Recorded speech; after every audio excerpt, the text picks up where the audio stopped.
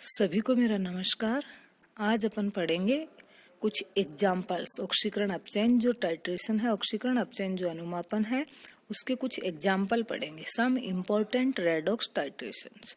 ऑक्सीकरण अपचयन अनुमापनों के कुछ महत्वपूर्ण जो एग्जाम्पल हैं, कौन कौन से ऑक्सीकारक अपचायक है जो रिएक्शन आपस में करते हैं, और अपन टाइट्रेशन उनके एग्जाम्पल के रूप में देखेंगे।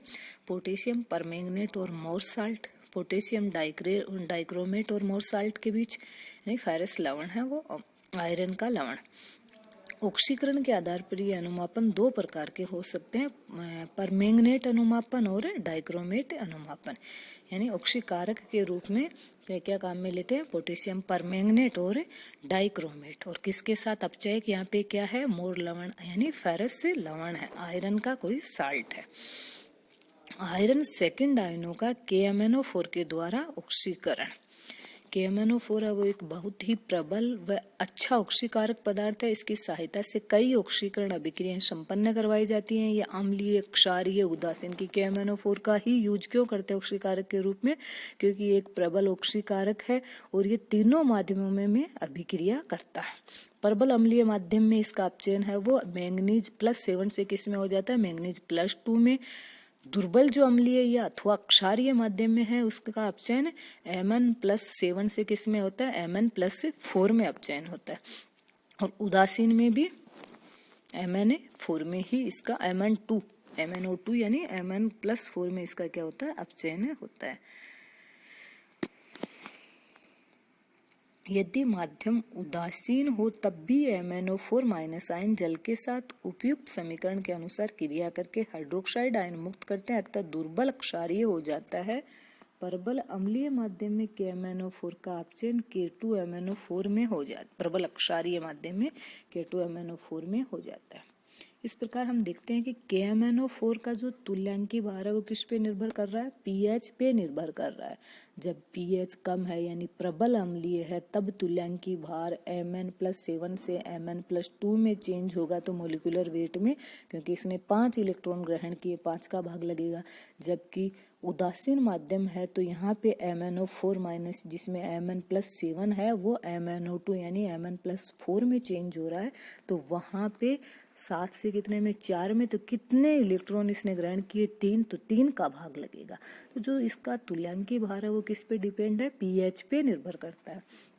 KMnO4 यद्यपि प्रत्येक माध्यम में प्रबल ऑक्सीकारक की भांति व्यवहार करता है, फिर भी सही अनुमापन की दृष्टि से इसका सफल प्रयोग है वो प्रबल अम्लीय माध्यम में ही किया जा सकता है। प्रबल अम्लीय माध्यम में कई अभिकर्मकों का मात्रात्मक विश्लेषण इसकी सहायता से किया जा सकता है। सबसे पहले इसका उपयोग अम्लीय माध्यम में आयरन सेकंड आयनों के अनुमापन में F मैर्ग्यूराइट द्वारा किया गया था। अभिक्रिया की समीकरण है वो इस प्रकार है। KMnO4 और फेरस लवण के बीच जो अभिक्रिया है उसमें KMnO4 2KMnO4 + 10 FeSO4 + 8 H2SO4 और K2SO4 + 2 MnSO4 + 2 Fe2SO4 का होल थ्राइस + 8 H2O। यानी यहाँ पे जो मैंगनीज है 1-2 मोल काम में आ रहे हैं, तो यहाँ पे जो मैंगनीज है उसके एक परमाणु है उसकी ऑक्सीकरण संख्या में कितने का परिवर्तन हुआ है, 5 का। 2 है तो टोटल कितने का हो गया, 10 का, यानी इतने इलेक्ट्रॉन ग्रहण किया है। फेरस लवण के रूप में फेरस सल्फेट काम में ले सकते हैं। फेरस अमोनियम सल्फेट जिसे मोर लवण भी कहते हैं, इसका भी उपयोग किया जा सकता है, लेकिन फेरस अमोनियम सल्फेट का उपयोग ज़्यादा ठीक रहता है। कि फेरस सल्फेट का ये जो मतलब मोलिकुलर तुल्यांकी भार ज्ञात करते हैं उसके अकॉर्डिंग कि जैसे फेरस जो सल्फेट है उसका तुल्यांकी भार 278.03 होता है, जबकि फेरस अमोनियम सल्फेट का तुल्यांकी भार 392.16 होता है। ये तो इनके तुल्यांकी भार है, वो तो रिएक्शन पे डिपेंड करेगा। जब भी रिएक्शन होगी तो उस रिएक्शन में ऑक्सीकारक और अपचायक की जो ऑक्सीकरण संख्या है उसमें कितना परिवर्तन हुआ है उसके अकॉर्डिंग तुल्यांकी भार है वो माध्यम के अनुसार बदलता रहता है, रिएक्शन के अनुसार बदलता रहता है। Fe सेकेंड व KMnO4 के अनुमापन में KMnO4 विलयन को किस में भरा जाता है? ब्यूरेट में भरा जाता है, जिसे अनुमापक कहा जाता है। और आयरन सेकेंड आयनों को पिपेट से माप करके फ्लास्क में लिया जाता है और इस अनुमापन में सूचक की कोई आवश्यकता नहीं होती। और उसका कारण क्या है कि KMnO4 है वो स्वयं एक सूचक है।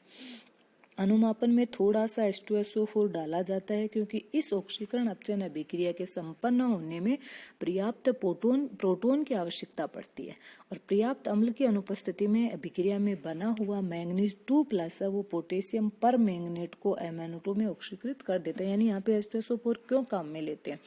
क्योंकि इस अभिक्रिया के दौरान प्राप्त प्रोटॉन की आवश्यकता पड़ती है। और दूसरा, अगर अपन इसमें अम्लीय माध्यम के लिए H2SO4 नहीं डालेंगे तो जो Mn2+ बना है वो वापस जो बचा हुआ MnO2 उसको KMnO4 है उसको MnO2 में क्या कर देता है? ऑक्सीकृत कर देता है। तो इससे बचने के लिए क्या लिया जाता है? H2SO4 डाला जाता है। अनुमापन में सही परिणाम प्राप्त नहीं हो सकेंगे अगर अपन अम्लीय H2SO4 उसमें माध्यम के रूप में H2SO4 नहीं लेंगे। अंतिम बिंदु पर पूरा विलयन कैसा हो जाएगा? रंग गुलाबी हो जाता है। KMnO4 के उपयोग की कुछ लिमिटेशंस भी हैं। इसको केवल H2SO4 वाले अम्लीय माध्यम में ही प्रयुक्त कर सकते हैं। यदि माध्यम HCl यानी अम्लीय माध्यम के रूप में अपन HCl डाला है तो KMnO4 का प्रयोग नहीं कर सकते हैं क्योंकि उस स्थिति में HCl स्वयं क्लोरीन में क्या हो जाता है?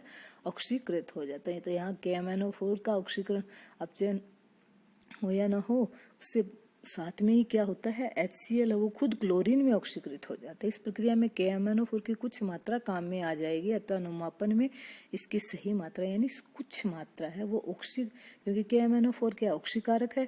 ये आयरन के लवण जो है, मोर लवण लिया या फेरस सल्फेट लिया, उसका ऑक्सीकरण करने के साथ साथ अगर अम्लीय माध्यम के रूप में HCl लिया है तो उस क्लोरीन का ऑक्सीकरण करेगा, जिसके कारण KMnO4 की कुछ मात्रा है वो क्लोरीन के ऑक्सीकरण में प्रयुक्त हो जाएगी और अपन है वो सही मात्रा का आकलन नहीं कर पाएंगे। यहाँ H2SO4 के स्थान पे HNO3 या HCl का प्रयोग नहीं किया जा सकता है क्योंकि HNO3 है वो स्वयं एक ऑक्सीकारक का काम करता है और KMnO4 हाइड्रोक्लोरिक अम्ल को क्लोरीन में ऑक्सीकृत कर देता है। पोटेशियम परमैंगनेट एक प्राथमिक मानक विलयन नहीं है। विलयन को रखने पर इसमें ठोस क्या बनने लगता है? MnO2 बनने लगता है। अतः इस अनुमापक का प्रयोग करने से पहले इसको हिला करके छान लेना आवश्यक है। इसके विलयन को धूप में भी नहीं रखना चाहिए क्योंकि प्रकाश में KMnO4 है वो MnO2 में चेंज हो जाता है। कि प्रकाश क्या करता है? KMnO4 को MnO2 में बदलने के लिए एक उत्प्रेरक की भांति काम करता है। विलयन में कार्बनिक द्रव्यों की उपस्थिति में MnO2 के बनने में सहायक होती है। अतः प्रयोग करने से पहले ऑक्जेलिक अम्ल या सोडियम ऑक्जिलेट के मानक विलयनों के द्वारा KMnO4 विलयन का क्या करते हैं? मानकीकरण करते हैं। यानी KMnO4 जो सोल्यूशन है वो प्राइमरी स्टैंडर्ड सोल्यूशन ना होकर के सेकेंडरी स्टैंडर्ड सोल्यूशन है, तो इसका स्टैंडर्डाइज करना जरूरी है। इसे प्राथमिक मानक के रूप में प्रयुक्त नहीं किया जा सकता। प्राथमिक मानक उस पदार्थ को कहा जाता है जिसकी परिकलित मात्रा को दशमलव के चौथे स्थान तक सही तोलकर उसका मानक विलयन बनाया जा सकता है।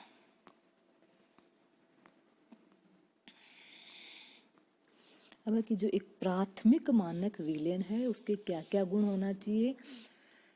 प्राथमिक मानक, जिस पदार्थ का प्राथमिक मानक विलयन बना सकते हैं उसके लिए उस पदार्थ के क्या क्या गुण होने चाहिए? उस पदार्थ के लिए जरूरी है कि एक तो पदार्थ अति शुद्ध अवस्था में होना चाहिए, पदार्थ वो शुष्क होना चाहिए, उसे तोलते समय उसके बाहर में कोई परिवर्तन नहीं होना चाहिए, अर्थात उसकी जो स्ट्रक्चर है, संरचना, वो स्थायी होनी चाहिए, ना तो ये पसीजने वाले और ना ही उत्फुल्ल होने चाहिए। वायुमंडलीय हवा एवं कार्बन डाइऑक्साइड का इन पे कोई प्रभाव नहीं होना चाहिए। बहुत दिनों तक रखे रहने पर भी इनके विलयन की सांद्रता में कोई परिवर्तन नहीं होना चाहिए। पदार्थ विलायक में शीघ्र घुलनशील होना चाहिए। अनुमापन के दौरान अन्य मानक विलयनों के साथ शीघ्रता स्टोइकियोमेट्रिक अभिक्रियाएं संपन्न होनी चाहिए। यदि इनकी तुल्यांकी भार उच्च हो तो अधिक उपयुक्त होते, तभी अधिक तुल्यांकी भार वाले पदार्थ जैसे आयरन सल्फेट FeSO4 के बजाय कौन सा लेते हैं? फेरस अमोनियम सल्फेट, मोर साल्ट को लिया जाता है, क्योंकि उस स्थिति में त्रुटि की संभावनाएं क्या हो जाती हैं, कम हो जाती हैं। लवण जल योजित नहीं होने चाहिए। पोटेशियम डाइक्रोमेट, आर्सेनिक ऑक्साइड आदि पदार्थ प्राथमिक मानक है, किंतु कुछ अन्य पदार्थ जैसे कॉपर सल्फेट, ऑक्जेलिक एसिड आदि यद्यपि जल योजित लवण है, किंतु व्यवहारिक दृष्टि से ये संतोषजनक पाए गए हैं, अतः ये भी प्राथमिक मानक विलेन की भांति प्रयुक्त किए जा सकते हैं। Thank you.